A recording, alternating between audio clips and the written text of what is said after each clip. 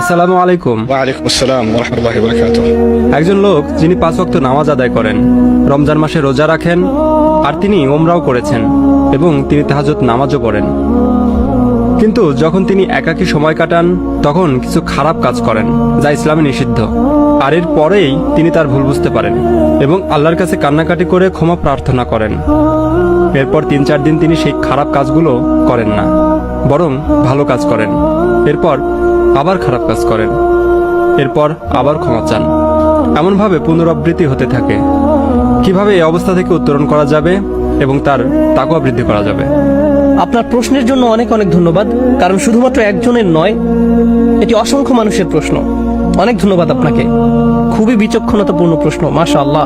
আমি এই ব্যাপারটিতে বলার চেষ্টা করছি এবং এই ব্যাপারটি নিয়ে আমি অনেক অনেক বক্তব্য দিয়েছি। পাপের আবর্তন, পুনরাবৃত্তি, এমনকি ভালো মানুষেরা যারা নামাজ পড়ে, কোরআন তেলাওয়াত করে আর উমরা বা অন্যান্য ইবাদতও করে, কিন্তু একই সাথে তারা তাদের একাকী সময়ে কিছু কিছু বাজে অভ্যাস ত্যাগ করতে পারে না। এই সমস্যার দুইটি অংশ আছে, একটি হলো আধ্যাত্মিক আর একটি মানসিক। আমাদেরকে উভয় দিকেই নজর দিতে হবে। আমি মানসিক দিকটি নিয়ে শুরু করতে চাই, কারণ বেশিরভাগ সময়ই যখন এই ধরনের আলোচনা হয় তখন আমরা মানসিক দিকটিকে গুরুত্ব দেই না, শুধুমাত্র আধ্যাত্মিক বিষয়ে কথা বলি। এই কারণে আমি মানসিক দিকটি নিয়ে কিছু কথা বলতে চাই। আপনাকে এটা বুঝে নিতে হবে যে মনোবিজ্ঞানে একটা পরিভাষা হলো ট্রিগার। সহজে বলতে গেলে নির্দিষ্ট কিছু অবস্থায় আপনার মস্তিষ্কের নির্দিষ্ট কিছু রাসায়নিক নিঃসরণ আপনাকে বাধ্য করে নির্দিষ্ট কিছু কিছু কাজ করার জন্য। একটা উদাহরণ দিচ্ছি। ধরুন কোনো এক তরুণ অ্যাকশন মুভি দেখছে এবং মুভির মধ্যে এক পর্যায়ে কোনো সুন্দরী মহিলার ছবি চোখে পড়লো। মুভি পজ করে সে আরো বেশি খারাপ কিছু মনোযোগ দিয়ে দেখলো এবং এভাবে তার ভিতরে এই অভ্যাস গড়ে উঠলো। সম্পূর্ণ মুভিটির জন্য এমন হয়নি, এটি হয়েছে মুভির একটা দৃশ্যের কারণে যা তার মনকে ট্রিগার করেছে। আবার এরকমও হয় যে কোনো কোনো মানুষ যখন তাদের অ্যাপার্টমেন্টে অথবা রুমে একা থাকে তখন আপত্তিকর কাজে জড়িয়ে পড়ে। তখন এমন বিষয় ঘটে যেটা খারাপ। যখন সে মসজিদে থাকে তখন এটা ঘটে না, যখন সে বন্ধুদের মাঝে থাকে তখন এটা ঘটে না। এ ব্যাপারে প্রথম উপদেশ হলো, আপনাকে প্রথমে এটা শনাক্ত করতে হবে যে একাকী থাকার কোন সময়টিতে আপনি পাপ কাজে জড়িয়ে পড়েন, আপনি কোথায় থাকাকালীন এটা ঘটে, কোন নির্দিষ্ট সময় এটা ঘটে। আর আপনি যদি এই সমস্যা ঘটার স্থান, সময় এবং পরিস্থিতিগুলোকে শনাক্ত করতে পারেন, তখন আপনাকে এই পরিস্থিতিগুলোকে পরিবর্তন করার চেষ্টা করতে হবে।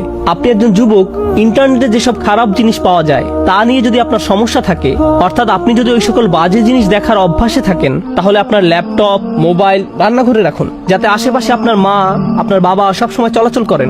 এগুলো আপনার রুমে রাখবেন না। আর অভিভাবকদেরকে বলছি, ঘরের মধ্যে এই জিনিসগুলোকে দৃশ্যমান স্থানে রাখুন। এগুলো আমাদের সন্তানদেরকে ধ্বংস করে দিচ্ছে। এখন আসুন এই সমস্যার আধ্যাত্মিক দিকটি আলোচনা করি। মানুষের জন্য এটা স্বাভাবিক যে সে তওবা করবে এবং পুনরায় সেই পাপ করবে, কারণ আমরা খাত্তাউন। আল্লাহ রাসূল সাল্লাল্লাহু আলাইহি সাল্লাম আমাদের বৈশিষ্ট্য বর্ণনা করছেন, খাতিউন নয়, কুল্লু বানি আদামা খাত্তাউন। আর খাত্তা হলো সিগাতুল মুবালাগা, যা দিয়ে অতিশয্য বুঝায়। সহজ ভাষায় এর অর্থ হলো এমন ব্যক্তি যে ভুল করতেই থাকে, ভুল করতেই থাকে, ভুল করতেই থাকে। যেমন খাব্বাজ রুটি বানাতেই থাকে, খাত্তা বারবার ভুল করে যেতেই থাকে। এরকম ঘটতে পারে, এটা অনিবার্য যে কিছু পাপ বারবার ঘটে থাকে, এরকম ঘটতে পারে। কিন্তু যদি আপনার মনের কোণে এরকম কোনো চিন্তা থাকে, যে মুহূর্তে আমি তওবা করছি 3 সপ্তাহ পরে তো সেই পাপটি আমি আবার করবই, যদি আপনার মনের কোণে এই ধরনের কোনো চিন্তা থাকে, তাহলে লাইসাতিত তাওবাতু লিল্লাযিনা ইয়ামালুনাস সাইয়্যাত, তওবা এমন ধরনের লোকদের জন্য নয় যারা নিয়মিত খারাপ কাজ করে। আল্লাহ বলেন, ওয়ালাম ইউসিররু আলা মা ফাআলু, তারা নিজেদের কাজকর্মের জন্য হঠকারিতা প্রদর্শন করে না। অন্যভাবে বলতে গেলে আপনাকে একনিষ্ঠভাবে জেনে বুঝে মৌখিক প্রতিজ্ঞা করতে হবে যে আমাকে এই কাজটা বন্ধ করতেই হবে। এরকম না যে আপনি একবার কান্নাকাটি করলেন, এরপর আল্লাহর কাছে বললেন আমি অত্যন্ত দুঃখিত, আমি বিশ্বাস করতে পারছি না যে এই কাজটা আমি করেছি, আর আবার একই কাজ করেন। আপনাকে উপায় বের করতে হবে যে কিভাবে এর থেকে পরিপূর্ণভাবে মুক্তি পাওয়া যায়। নিজের সাথে ঐকান্তিক প্রতিজ্ঞা। আর আপনি যদি নিজে নিজে এটা করতে না পারেন, বন্ধু বান্ধবের সাহায্য নিন, এমন মানুষদের সাহায্য নিন যাদেরকে আপনি বিশ্বাস করেন। আমি জানি কখনো কখনো এটা বিব্রতকর, কিন্তু আমাদের সবারই মাঝে মাঝে পরামর্শেও বা সাহায্যের প্রয়োজন হয়। আপনি যখন বুঝতে পারেন যে এরকম ঘটছে বছরের পর বছর আর আপনি এটা ত্যাগও করতে পারছেন না, এটাই সঠিক সময় কারো কাছে সাহায্য চাওয়ার। এ কারণেই বর্তমান সময়ে উম্মার জন্য মানসিক এবং আধ্যাত্মিক কাউন্সিলিং অত্যন্ত প্রয়োজন, এবং এত বেশি সংখ্যক পারিবারিক কাউন্সিলিং প্রয়োজন যে এটাকে বলা যায় উম্মার জন্য অত্যাবশ্যকীয় বিষয়গুলোর একটি।